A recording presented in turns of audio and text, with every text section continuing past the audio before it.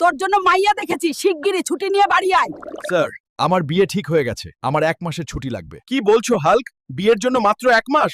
আমি তোমাকে পুরো 2 মাস দিলাম, যাও এনজয় করো। আরে ওস্তাদ, 2 মাসের ছুটি পেয়েছি, এবার ধুমধাম করে বিয়ে হবে। রাস্তা ছাড়ো সবাই, আর্মি হাল্ক বাড়ি আসছে। ওরে বাবা, এসে গেছিস, লগ্ন বয়ে যাচ্ছে, যা জলদি রেডি হয়ে নে। ঠিক আছে মা, আজ দেখবে তোমার ছেলেকে কেমন হিরো লাগে।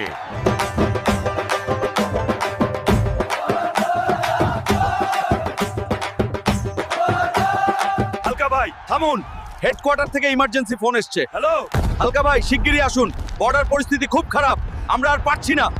ওরে হালকা, বিয়ে ফেলে কোথায় যাচ্ছিস? ফিরে আয় বাবা। মা কান্দিস না, বিয়ের চেয়ে দেশ বড়, আমাকে যেতেই হবে।